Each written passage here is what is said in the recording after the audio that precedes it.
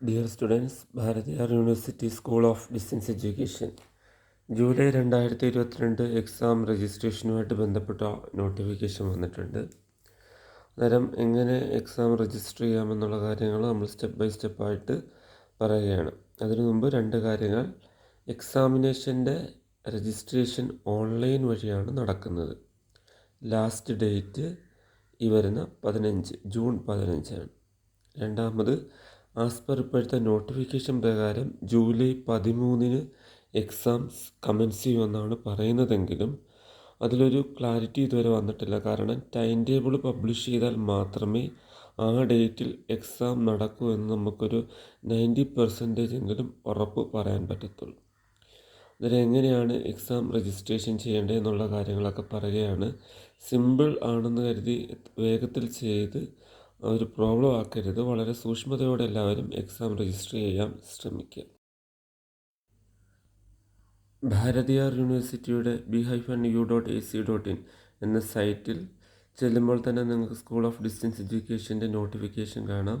നോട്ടിഫിക്കേഷൻ്റെ തൊട്ട് താഴെ online application ലിങ്കും ഉണ്ട്. ഫസ്റ്റ് നിങ്ങൾ ആ നോട്ടിഫിക്കേഷൻ എടുക്കുക. ക്ലിക്ക് ചെയ്തിട്ട് നോട്ടിഫിക്കേഷൻ ഒന്ന് റീഡ് ചെയ്ത് നോക്കുക. നോട്ടിഫിക്കേഷനിൽ കുറച്ച് പോയിൻറ്റ്സ് ഇമ്പോർട്ടൻ്റ് ആയിട്ട് പറയുന്നുണ്ട്. അത് നിങ്ങൾ കൃത്യമായിട്ട് മനസ്സിലാക്കിയതിന് ശേഷം മാത്രം രജിസ്ട്രേഷൻ ചെയ്യാൻ ശ്രമിക്കുന്നതാണ് നല്ലത്. ഞാൻ പെട്ടെന്ന് പറയാം. എക്സാമിൻ്റെ രജിസ്ട്രേഷൻ്റെ ലാസ്റ്റ് ഡേറ്റ് 15/6/2022 പറയുന്നു. ഒരു കാരണവശാലും എക്സാം രജിസ്റ്റർ ചെയ്ത് പ്രിൻ്റ് ഔട്ട് നിങ്ങൾ അയക്കേണ്ട കാര്യമില്ല. രണ്ടാമത് അവർ ഇമ്പോർട്ടൻ്റ് ആയിട്ടൊരു കാര്യം പറയുന്നത് പേയ്മെൻറ്റുമായിട്ട് ബന്ധപ്പെട്ടാണ്. നിങ്ങളൊരു വട്ടം പേയ്മെൻറ്റ് നടത്താൻ ശ്രമിച്ചുവെങ്കിൽ അത് കൺഫേം ആയതിനു ശേഷം മാത്രം മുന്നോട്ട് പോയാൽ മതി. ചിലപ്പോൾ ചിലരുടെ പേയ്മെൻറ്റ് ഫെയിലായി കഴിഞ്ഞാൽ വീണ്ടും ഡബിൾ പേയ്മെൻറ്റ് ചെയ്യേണ്ട എന്നും പറയുന്നുണ്ട്. പിന്നുള്ളതെന്ന് പറഞ്ഞു കഴിഞ്ഞാൽ നിങ്ങൾ ഒരു വട്ടം പേയ്മെൻറ്റ് കൺഫേം ആയിക്കഴിഞ്ഞാൽ പിന്നെ ഒരു കാരണവശാലും അത് റീഫണ്ട് ചെയ്യാൻ പറ്റത്തില്ല. പിന്നെ അതിലും വലിയ ഇമ്പോർട്ടൻ്റ് ഒരു കാര്യമെന്ന് പറയുന്നത് ഒരു സെൻറ്റർ ഓപ്റ്റ് ചെയ്തതിന് ശേഷം വീണ്ടും ആ സെൻറ്റർ മാറ്റാനും നിങ്ങൾക്ക് പറ്റത്തില്ല.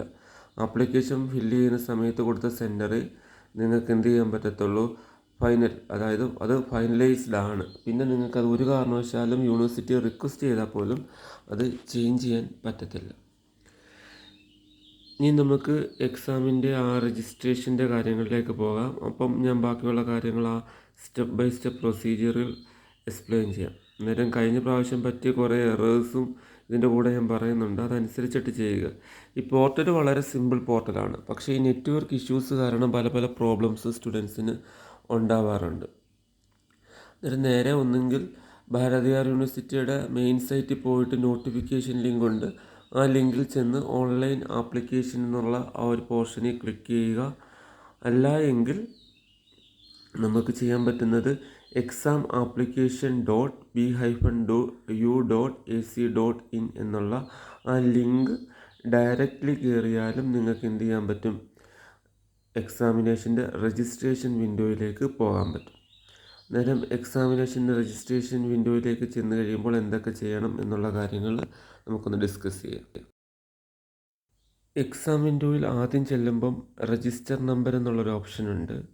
അവിടെ നിങ്ങൾ രജിസ്റ്റർ നമ്പർ ടൈപ്പ് ചെയ്ത് കൊടുത്തിട്ട് ചെക്ക് മീ എന്നുള്ള ആ ബട്ടണിൽ ക്ലിക്ക് ചെയ്യുക. നിങ്ങളുടെ രജിസ്റ്റർ നമ്പർ കൃത്യമായിട്ട് കൊടുത്തിട്ട് വേണം അത് ചെയ്യാൻ. ചെക്ക് മീ എന്ന് കൊടുത്തു കഴിയുമ്പോൾ അതിൻ്റെ തൊട്ട് താഴെയായിട്ട് നിങ്ങളുടെ നെയിം ഡിസ്പ്ലേ ആകും. ഇൻ കേസ് നിങ്ങളുടെ നെയിം ഡിസ്പ്ലേ ആയില്ലെങ്കിൽ എന്തെങ്കിലും എറർ കാണും. അന്നേരം ഇൻ കേസ് അത് ഒരു പ്രോബ്ലം ആയി കാണണ്ട, നമുക്ക് യൂണിവേഴ്സിറ്റി കോൺടാക്ട് ചെയ്തത് ക്ലിയർ ആവും. അന്നേരം അതൊരു ഉറപ്പാക്കലാണ്, നിങ്ങളുടെ തന്നെയാണ് രജിസ്ട്രേഷൻ ചെയ്യുന്ന ക്രെഡൻഷ്യൽസൊക്കെ നിങ്ങളുടെ ആണെന്നുള്ളത് നമ്മൾ ഉറപ്പ് വരുത്തുകയാണ്. അതിനുശേഷം കൃത്യമായിട്ട് നിങ്ങൾ മെയിൽ ഐ ഡി കൊടുക്കണം. അന്നേരം കഴിഞ്ഞ പ്രാവശ്യം പറ്റിയൊരു എററുണ്ട്. പലരും ഈ സിമ്പിളി മെയിൽ ഐ ഡി കൊണ്ട് പെട്ടെന്ന് ടൈപ്പ് ചെയ്യുമ്പോൾ ഒരു സ്പെല്ലിങ്ങും എന്തെങ്കിലും മിസ്റ്റേക്ക് ആയാലും ഈ പോർട്ടൽ അതൊരു മെയിൽ ഐ ഡി ആണെന്നുള്ള രീതിയിലേ എടുക്കത്തുള്ളൂ. അല്ലാതെ അതിനകത്ത് ഇപ്പോൾ @gmail വരെ @gmail എന്നോ വല്ല സ്പെല്ലിംഗ് മിസ്റ്റേക്ക് കൊടുത്താലും അതിനെ ഒരു മെയിൽ ഐ ഡി ആയിട്ട് തന്നെ കണക്കാക്കി അവർ മുന്നോട്ട് പോകും. അപ്പം നമ്മളത് ശ്രദ്ധിക്കത്തില്ല. നമ്മൾ വിചാരിക്കും നമ്മുടെ മെയിൽ ഐ ഡി കൊടുത്തല്ലോ. അതിന് വളരെ സൂക്ഷ്മതയോടെ ചെയ്യണം മെയിൽ ഐ ഡി എന്താണെന്നുള്ളത്. മെയിൽ ഐ ഡി കൃത്യമായിട്ട് കൊടുക്കുക. മെയിൽ ഐ ഡി കൊടുത്തതിന് ശേഷം പാസ്വേഡ് സെറ്റ് ചെയ്യുക. പാസ്വേഡ് സെറ്റ് ചെയ്യുമ്പം ഒരു ഇമ്പോർട്ടൻറ്റ് കാര്യമുണ്ട്. പലരോടും നമ്മൾ പറയും പാസ്വേഡ് സെറ്റ് ചെയ്യുന്ന സമയത്ത് ഇച്ചിരി കോംപ്ലിക്കേറ്റഡ് ആയിട്ടുള്ള പാസ്വേഡ് കൊടുക്കരുതെന്ന് പറയും. കാരണം ഇത് എക്സാമിനേഷനുമായിട്ട് ബന്ധപ്പെട്ട് പിന്നീട് നമുക്കൊന്ന് ലോഗിൻ ചെയ്യണമെങ്കിൽ ചിലരൊക്കെ മറന്നു പോകും. ചിലരാണെങ്കിൽ 10ഉം 30ഉം ക്യാരക്ടറുള്ള പാസ്വേഡൊക്കെ ആയിരിക്കും കൊടുക്കുന്നത്. തെറ്റായ രീതിയാണ്. ചെറിയൊരു പാസ്വേഡ് മതി, എന്നാൽ സ്ട്രോങ് പാസ്വേഡ് ആയിരിക്കണം. നിങ്ങൾക്ക് പിന്നീടൊന്ന് റിക്കവർ ഹോബിയോ സ്കൂളോ അങ്ങനെ എന്തെങ്കിലും ഒരു ഓപ്ഷനും കൊടുത്തിട്ട് അതിൻ്റെ ആൻസർ നിങ്ങൾ അത് ഓർത്ത് വെച്ചിരിക്കണം, എന്താണ് സീക്രട്ട് ആൻസർ കൊടുക്കുന്നതെന്നുള്ളത്. എന്നിട്ട് നിങ്ങൾ ആ രജിസ്റ്റർ മീ എന്നുള്ള ഓപ്ഷനിൽ ക്ലിക്ക് ചെയ്യുക. രജിസ്റ്റർ മീ എന്നുള്ള ഓപ്ഷനിൽ ക്ലിക്ക് ചെയ്ത് കഴിയുമ്പം ഈ ഡേറ്റ എല്ലാം സേവ് ആയിക്കോളും. എന്നിട്ട് ആദ്യം ഒന്നുകൂടെ ഒന്ന് ചെക്ക് ചെയ്തിട്ട് ശേഷം മാത്രമേ രജിസ്റ്റർ മീ കൊടുക്കുകയുള്ളൂ. എന്നിട്ട് നിങ്ങളുടെ ഇമെയിൽ കറക്റ്റായിട്ട് കൊടുക്കുക, ഒരു സ്ട്രോങ് പാസ്വേഡ് സെറ്റ് ചെയ്യുക. പാസ്വേഡിൻ്റെ ലെങ്ത് ഒരുപാട് നീളാൻ പാടില്ല. ഇപ്പോൾ ഇതുപോലെ ഒരു രജിസ്റ്റേർഡ് സക്സസ്ഫുള്ളി എന്നുള്ള മെസ്സേജ് നിങ്ങൾക്ക് കാണിക്കും. അന്നേരം ഫസ്റ്റ് ഫേസ് എന്ന് പറയുന്നത് first round of registration, that means credential creation കഴിഞ്ഞു. നിങ്ങൾ യൂസർ ഐ ഡിയും പാസ്വേഡും സെറ്റ് ചെയ്ത് കഴിഞ്ഞു. നെക്സ്റ്റ് നമ്മളൊന്നുകൂടെ ഒന്ന് ലോഗിൻ ചെയ്യണം. ഈ സൈൻ ഇൻ ബട്ടണിൽ ക്ലിക്ക് ചെയ്ത് കഴിഞ്ഞാൽ എന്ത് പറ്റും, നിങ്ങൾക്ക് വീണ്ടും ഒന്നുകൂടെ ഒന്ന് ലോഗിൻ ചെയ്തിട്ട് വേണം നമ്മൾ എക്സാം രജിസ്ട്രേഷനിലേക്ക് പോകാൻ. അതിന് സെക്കൻഡ് ഫേസ് എന്ന് പറയുന്നത് നമ്മൾ എക്സാം രജിസ്ട്രേഷനിലേക്ക് പോവുകയാണ്. നിങ്ങളുടെ യൂസർ ഐ ഡി ആയിട്ടുള്ള ഇമെയിൽ ഐ ഡിയും നിങ്ങളുടെ പാസ്വേഡും കൊടുക്കുക. കൊടുത്തതിന് ശേഷം അത് സൈൻ ഇൻ ഓപ്ഷനിൽ ക്ലിക്ക് ചെയ്യുക. സൈൻ ഇൻ ഓപ്ഷനിൽ ക്ലിക്ക് ചെയ്യുന്ന സമയത്ത് നിങ്ങളുടെ എക്സാമിനേഷനുമായിട്ട് ബന്ധപ്പെട്ട രജിസ്ട്രേഷൻ വിൻഡോയിലേക്ക് പോകും. ഇൻ കേസ് ഇവിടെ നിങ്ങൾക്കൊരു യൂസർ ഐ ഡി കൊടുത്തു അത് തെറ്റാണെന്ന് വല്ലതും തോന്നുമോ, അല്ലെങ്കിൽ നിങ്ങൾക്കത് ലോഗിൻ ചെയ്യാൻ പറ്റത്തില്ല എങ്കിൽ റിക്കവർ പാസ്വേഡ് ചെയ്യാം. ഇപ്പം നമ്മൾ ലോഗിൻ ചെയ്തതിന് ശേഷമുള്ള ഒരു വിൻഡോ ആണ് കാണുന്നത്. ഇതിൽ നിങ്ങളുടെ ഡീറ്റെയിൽസ് എല്ലാം കാണും. നിങ്ങളുടെ നെയിം, നിങ്ങൾ നിങ്ങൾ കോഴ്സ് രജിസ്റ്റർ ചെയ്ത സമയത്തുള്ള നിങ്ങളുടെ അഡ്രസ്സ്, നിങ്ങളുടെ മൊബൈൽ നമ്പർ അവിടെ കാണില്ല, നിങ്ങൾ ടൈപ്പ് ചെയ്ത് കൊടുക്കണം. എന്നിട്ട് ഇപ്പം വേണമെങ്കിൽ നിങ്ങളുടെ അഡ്രസ്സ് നിങ്ങൾക്ക് ചേഞ്ച് ചെയ്ത് കൊടുക്കാവുന്നതാണ്.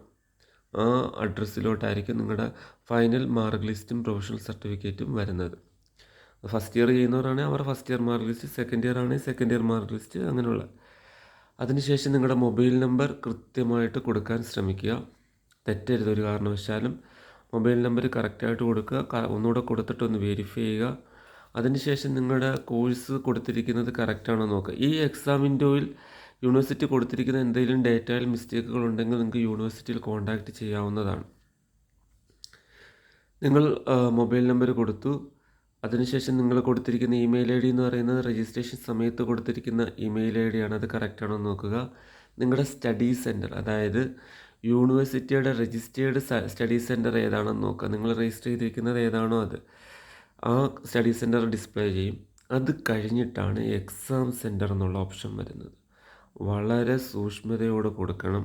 കഴിഞ്ഞ പ്രാവശ്യം പല കുട്ടികളും സ്പീഡിൽ കൊടുത്തിട്ട് അതങ്ങ് തെറ്റും. ഇപ്പം മാവേലിക്കര എന്നുള്ള എക്സാം സെൻറ്റർ കൊടുക്കുന്നതിന് പകരം വേറെ ഏതെങ്കിലും ഒരു എക്സാം സെൻറ്റർ കൊടുത്ത് സബ്മിറ്റ് ആയി കഴിഞ്ഞാൽ ഒരു കാരണവശാലും പിന്നീട് യൂണിവേഴ്സിറ്റി അത് തിരുത്തി തരില്ല. കേരളത്തിൽ ധാരാളം എക്സാം സെൻറ്ററുകളുണ്ട്. ഇപ്പം ഞാനിവിടെ മാവേലിക്കര എക്സാം സെൻറ്ററാണ് ചൂസ് ചെയ്യുന്നത്. അന്നേരം മാവേലിക്കര എക്സാം സെൻറ്റർ എന്ന് പറയുന്നത് തിരുവനന്തപുരത്തുള്ളവരും അതേപോലെ തന്നെ പത്തനംതിട്ട, അതേപോലെ തന്നെ ആലപ്പുഴ ഫുള്ള്, അത് എറണാകുളം, അങ്ങനെയുള്ളവരെല്ലാം വരുന്ന എക്സാം സെൻറ്റർ. കാരണം മാവേലിക്കര റെയിൽവേ സ്റ്റേഷനും കായംകുളം റെയിൽവേ സ്റ്റേഷനും ഇടയ്ക്കുള്ളൊരു ഹബ്ബായതുകൊണ്ട് കൂടുതൽ ആൾക്കാർ മാവേലിക്കര വെക്കാറുണ്ട്. ഇവിടെ ഞങ്ങളുടെ സ്റ്റുഡൻസിൻ്റെ മാവേലിക്കര സെൻറ്റർ 27 ആണ് ഞാനിവിടെ ഓപ്റ്റ് ചെയ്തിരിക്കുന്നത്. മാവേലിക്കര 27 എന്ന് പറയുന്നത് 2016 വരെ ഭാരതിയാർ യൂണിവേഴ്സിറ്റിയുടെ ലേണേഴ്സ് സപ്പോർട്ട് സെൻ്റർ ആയിരുന്നു. Data tech institute of science and management എന്ന് പറയുന്ന സ്ഥാപനമാണ്. അവിടെ വെച്ചിട്ടാണ് എക്സാം നടക്കുന്നത്. മാവേലിക്കര പുളിമൂട് ജംഗ്ഷൻ, മാവേലിക്കര ജംഗ്ഷന് തൊട്ടടുത്ത് തന്നെയാണ് ഈ സ്ഥാപനം ഉള്ളത്. അതേപോലെ തന്നെ മുംബൈ, ഡൽഹി എന്നിവിടങ്ങളിലും സെൻറ്ററുകളുണ്ട്. എന്നാൽ ഔട്ട്സൈഡ് ഇന്ത്യ ഈ പ്രാവശ്യം സെൻറ്ററുകളൊന്നും യൂണിവേഴ്സിറ്റി കൊടുത്തിട്ടില്ല. ആസ് പെർ UGC റെഗുലേഷനിലാണ് ഇപ്പോൾ ഓടുന്നത്.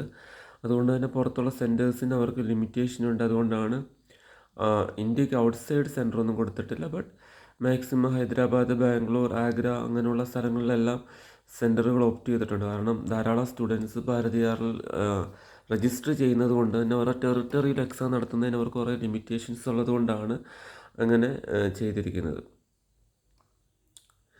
അത് കഴിഞ്ഞ് കഴിഞ്ഞാൽ നിങ്ങളുടെ എക്സാം ഫീസിൻ്റെ ഡീറ്റെയിൽസ് എല്ലാം കാണും. ടോട്ടൽ ഫീസ് അവിടെ കാണും. അന്നേരം ഇതെല്ലാം ഒന്നുകൂടെ ഒന്ന് നോക്കിയതിന് ശേഷം മാത്രമേ ഫൈനൽ സബ്മിഷനിലോട്ട് പോകാവുള്ളൂ. ഓക്കെ. അന്നേരം നിങ്ങളുടെ ഫീസ് എത്ര? ഇപ്പോൾ ഇവിടെ കാണിച്ചിരിക്കുന്നത് 3300. ഓക്കെ, ഇതെല്ലാം ഓക്കെ ആണെങ്കിൽ നിങ്ങൾക്ക് സബ്മിറ്റ് ചെയ്യാം. അതിനു മുമ്പ് ഒരു കാര്യം കൂടെ നിങ്ങളോട് പറഞ്ഞു തരട്ടെ. ഇവിടെ സബ്ജക്ട്സ് അപ്ലൈ ചെയ്യുന്നതിന് ഓപ്ഷൻ നിങ്ങൾക്ക് വേണമെങ്കിൽ മാറ്റി കൊടുക്കാം. ഇവിടെ ഇപ്പോൾ 5 സബ്ജക്റ്റാണ് തേർഡ് ഇയറിലെ കാണിച്ചിരിക്കുന്നത്. വേണമെങ്കിൽ നിങ്ങൾക്ക് 2 സബ്ജക്റ്റ് എഴുതാൻ താല്പര്യമില്ല എങ്കിൽ ആ 2 സബ്ജക്റ്റ് കുറച്ച് വേണേൽ വെക്കാം. അൺടിക്ക് ചെയ്താൽ മതി. ആ ബ്ലൂ ടിക്ക് മാറ്റിയിട്ട് അത് അൺടിക്ക് ചെയ്ത് കഴിഞ്ഞാൽ സബ്ജക്റ്റിൻ്റെ എണ്ണം കുറയും. അന്നേരം അങ്ങനെ ആകുമ്പോൾ നിങ്ങളുടെ ഫീസിൻ്റെ എമൗണ്ടും കുറയും. ഇവിടെ ഇപ്പോൾ ഞാൻ എല്ലാ സബ്ജക്റ്റുകളും സെലക്ട് ചെയ്തിട്ടുണ്ട്. നിങ്ങൾക്ക് ഇനിയിപ്പോൾ ഏതെങ്കിലും 2 സബ്ജക്റ്റ് എഴുതാൻ പറ്റുന്നില്ല ഈ പ്രാവശ്യം, അല്ലെങ്കിൽ നിങ്ങൾക്ക് ബുദ്ധിമുട്ടുണ്ട് എങ്കിൽ ആ 2 സബ്ജക്റ്റ് അൺടിക്ക് ചെയ്താൽ മതി. അന്നേരം ബാക്കി 3 സബ്ജക്റ്റ് എന്താവത്തുള്ളൂ, രജിസ്റ്റർ ആവത്തുള്ളൂ. അന്നേരം അതിൻ്റെ ഫീസ് അടച്ചാൽ മതി നിങ്ങൾ. തിയറി ഫീസിനകത്ത് അത്രയും എമൗണ്ട് കുറയും. അന്നേരം ഇങ്ങനെയുള്ള എല്ലാ കാര്യങ്ങളും ഒന്നുകൂടെ കൃത്യമായി നോക്കിയതിന് ശേഷം മാത്രം സബ്മിഷൻ എന്ന് പറയുന്ന ക്ലിക്ക് ടു സബ്മിറ്റ് എന്ന് പറയുന്ന ബട്ടണിലേക്ക് നിങ്ങൾ പോവുള്ളൂ. അന്നേരം ഏകദേശം എല്ലാവർക്കും മനസ്സിലായെന്ന് തോന്നുന്നു. ഡേറ്റ എല്ലാം കൊടുക്കുക, അഡ്രസ്സ് വേണമെങ്കിൽ ചേഞ്ച് ചെയ്യുക, മൊബൈൽ നമ്പർ കൃത്യമായിട്ട് കൊടുക്കുക, സെൻറ്റർ കൃത്യമായിട്ട് ഓപ്റ്റ് ചെയ്യുക, സബ്ജക്റ്റ് ഓക്കെ. അന്നേരം നോക്കിക്കുക എല്ലാം ഡീറ്റെയിൽസും കറക്റ്റാണോ നോക്കാൻ വേണ്ടി നിങ്ങൾക്കൊരു വിൻഡോ വരും. അത് കഴിഞ്ഞിട്ടാണ് നമ്മൾ മേക്ക് പേയ്മെൻറ്റിലോട്ട് പോകുന്നത്. അന്നേരം സ്ക്രോൾ ചെയ്ത് നോക്കണം നിങ്ങളുടെ ഡേറ്റ എല്ലാം കറക്റ്റാണോ എന്ന് ഒന്നുകൂടെ ഒന്ന് ചെക്ക് ചെയ്യണം. ഡേറ്റയ്ക്ക് മിസ്റ്റേക്ക് ഉണ്ടെങ്കിൽ ക്യാൻസൽ ചെയ്തിട്ട് ആദ്യം മുതൽ ഒന്നുകൂടെ ചെയ്തു വരണം. അന്നേരം ഞാൻ നോക്കിക്കുക ഇവിടെ എക്സാമിനേഷൻ സെൻറ്റർ 27 മാവേലിക്കരയാണ് കൊടുത്തിരിക്കുന്നത്. നിങ്ങളുടെ മെയിൽ ഐ ഡി കറക്റ്റാണ്, നിങ്ങളുടെ മൊബൈൽ നമ്പർ കറക്റ്റാണ്, ഓക്കെ. നിങ്ങളുടെ നെയിം, രജിസ്റ്റർ നമ്പർ എല്ലാം കറക്റ്റാണ്. നെക്സ്റ്റാണ് വളരെ സൂക്ഷ്മതയോടെ ചെയ്യേണ്ടത് പേയ്മെൻറ്റ് ലിങ്കാണ്. നെറ്റ്വർക്ക് ഉള്ള സമയത്ത് പോവുക. ഞാൻ മേക്ക് പേയ്മെൻറ്റ് ലിങ്കിലേക്ക് ക്ലിക്ക് ചെയ്യുന്ന സമയത്ത് പേയ്മെൻറ്റിന് വേണ്ടി ധാരാളം ഓപ്ഷൻസ് ഇതിനകത്ത് വന്നിട്ടുണ്ട്. ഒന്ന് നെറ്റ് ബാങ്കിങ് ഉണ്ട്, ഇപ്പോൾ വാലറ്റുകളുണ്ട്, അതേപോലെ തന്നെ UPI ഉണ്ട്. ഞാനിപ്പോൾ ഇവിടെ UPI ആണ് സെലക്ട് ചെയ്തിരിക്കുന്നത്. നിങ്ങൾക്ക് ഡെബിറ്റ് കാർഡ്, ക്രെഡിറ്റ് കാർഡ് എന്നിവയെല്ലാം നിങ്ങൾക്ക് ചൂസ് ചെയ്യാൻ പറ്റും. ക്യാഷ് കാർഡ് ഉപയോഗിക്കാം, അതേപോലെ തന്നെ ഡെബിറ്റ് കാർഡ് ഉപയോഗിക്കാം. UPI code scan and pay ചെയ്യാം, നിങ്ങൾക്ക് QR സ്കാൻ ചെയ്യാം. വാലറ്റുകളുണ്ട്, അതുപോലെ നെറ്റ് ബാങ്കിങ്ങും അവൈലബിൾ ആണ്. ഞാനിവിടെ ഉപയോഗിച്ചിരിക്കുന്നത് ഇപ്പോൾ UPI കോഡാണ്. ഞാൻ ഇൻസ്റ്റാൾഡ് ആപ്ലിക്കേഷൻ വഴി UPIയിലേക്ക് പോവുകയാണ്. അന്നേരം ഇവിടെ എൻ്റെ എമൗണ്ട് എന്ന് പറയുന്നത് 3300 ആ 3300 എമൗണ്ട് പേ ചെയ്യാൻ വേണ്ടി ഞാൻ UPI ആപ്ലിക്കേഷനിലേക്ക് തന്നെയാണ് ഞാൻ പോകുന്നത്. UPI ആപ്ലിക്കേഷൻ വഴി ഞാൻ പേയ്മെൻറ്റ് ചെയ്യാൻ പോവുകയാണ്.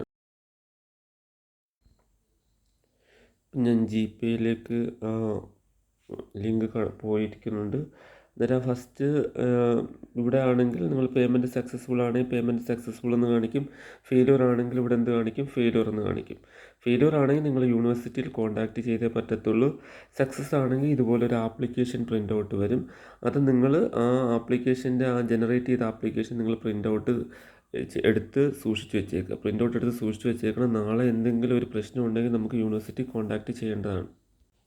ഇൻ കേസ് ഇനി നിങ്ങൾക്ക് ഒരു പേയ്മെൻറ്റ് ഫെയിലിയർ ആയെങ്കിൽ നമുക്ക് വേണ്ടി യൂണിവേഴ്സിറ്റിയുടെ ഈ കോൺടാക്റ്റ് നമ്പറിൽ വിളിച്ചിട്ട് നമ്മൾ ആദ്യമേ അവരോട് കൺഫേം ചെയ്യണം നമ്മൾ പേയ്മെൻറ്റ് ചെയ്തിട്ടുണ്ട്.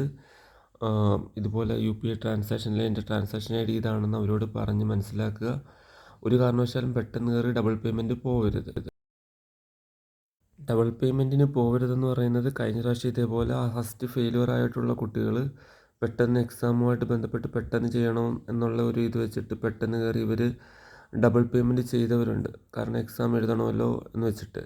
അന്നേരം അങ്ങനെയുള്ള കുട്ടികളോട് ആദ്യമേ യൂണിവേഴ്സിറ്റി പറഞ്ഞത് അവർ റീഫണ്ട് ചെയ്യുക, അങ്ങനെ പ്രശ്നമുണ്ടെങ്കിൽ എന്നാണ് പറഞ്ഞത്.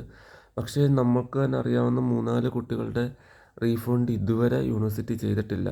അതുകൊണ്ടായിരിക്കണം അവർ നോട്ടിഫിക്കേഷനിൽ പറയുന്നുണ്ട് പേയ്മെൻറ്റ് കൺഫേം ആയതിന് ശേഷം മാത്രം നിങ്ങൾ മുന്നോട്ട് പോയാൽ മതി, ഡബിൾ പേയ്മെൻറ്റ് ചെയ്യണ്ട എന്ന് യൂണിവേഴ്സിറ്റി പ്രത്യേകം പറയുന്നുണ്ട്.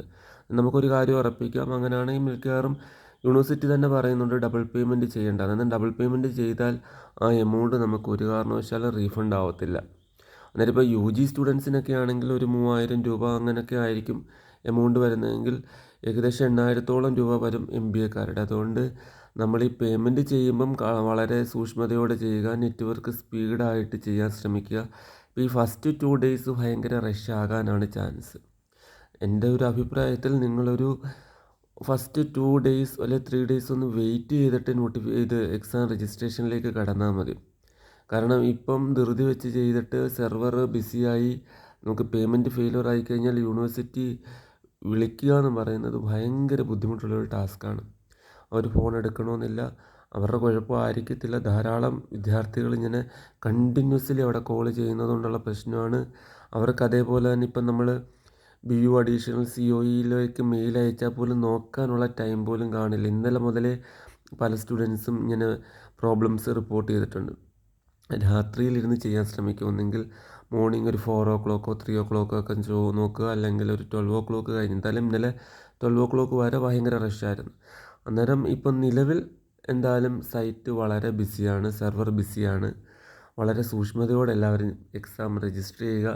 എക്സാം രജിസ്ട്രേഷൻ നിങ്ങൾ കൃത്യമായിട്ട് ചെയ്തു എന്ന് ഉറപ്പ് വരുത്തുക. കഴിഞ്ഞ പ്രാവശ്യം തന്നെ ഈ പല സെൻറ്റേഴ്സിൽ നേരത്തെ കൊണ്ടുവന്ന് ഫീസ് അടച്ചവർക്ക് ഈ സെൻറ്റേഴ്സിന് എല്ലാ സ്റ്റുഡൻസിൻ്റെയും കൂടെ ഒറ്റയടിക്ക് ഇൻഡിവിജ്വലി ചെയ്യുന്നതിന് റിസ്ക് ഉണ്ട്. അപ്പം പല സെൻറ്ററുകളും ഫീസ് വാങ്ങിച്ച് കളക്ട് ചെയ്ത് വെച്ചിട്ടുണ്ട്. പക്ഷേ അവർക്ക് ഈ 100-300 പേരുടെ ഇൻഡിവിജ്വലി ചെയ്യുക എന്ന് പറയുന്നത് വളരെ റിസ്ക്കാണ്. അവർക്ക് ചെയ്യാൻ പറ്റാത്ത സാഹചര്യം വരും. അങ്ങനെ കഴിഞ്ഞ തവണ പല സെൻറ്റേഴ്സിലും ഫീസ് കൊണ്ട് നേരത്തെ കൊടുത്തിട്ട് കുറേ കുട്ടികൾക്ക് കഴിഞ്ഞ പ്രാവശ്യം എക്സാം രജിസ്റ്റർ ചെയ്യാൻ പറ്റാത്ത ഒരു സാഹചര്യം ഉള്ളതായിട്ട് പറഞ്ഞിട്ടുണ്ട്. അതുകൊണ്ട് ഏതെങ്കിലും സെൻറ്ററുകളിൽ നിങ്ങൾ കൊണ്ടുവന്ന് നേരത്തെ ഫീസ് കൊടുത്തിട്ടുണ്ടെങ്കിൽ നിങ്ങളുടെ എക്സാം അവർ രജിസ്റ്റർ ചെയ്തു എന്ന് ഉറപ്പ് വരുത്തേണ്ടത് നിങ്ങളുടെ ഉത്തരവാദിത്തമാണ്. അന്നേരം കൃത്യമായിട്ട് എല്ലാവരും സ്വന്തം ക്രെഡൻഷ്യൽസ് ഉപയോഗിച്ചിട്ട് എക്സാം രജിസ്റ്റർ ചെയ്യുക. എന്തെങ്കിലും ബുദ്ധിമുട്ടുള്ളവർക്ക് കമൻറ്റ് ചെയ്യാം. നിങ്ങളുടെ കാര്യങ്ങളൊക്കെ ഞങ്ങൾ നോക്കാം, വിളിച്ചിരുന്നാൽ മതി. അപ്പം കൃത്യമായിട്ട് എല്ലാവരും എക്സാം രജിസ്റ്റർ ചെയ്യുക, പഠിക്കുക, പ്രീവിയസ് ക്വസ്റ്റ്യൻ പേപ്പറൊക്കെ എടുത്ത് വെച്ചിട്ട് നോക്കുക, എക്സാം നല്ലപോലെ എഴുതുക. എക്സാം എഴുതേണ്ട ടിപ്സ് കഴിഞ്ഞ പ്രാവശ്യം തന്നിട്ടുണ്ട്. ഒരു പ്രാവശ്യം കൂടെ നമുക്കതുമായിട്ട് ബന്ധപ്പെട്ട് ഡിസ്കഷൻസൊക്കെ നടത്താം. Okay, all the best.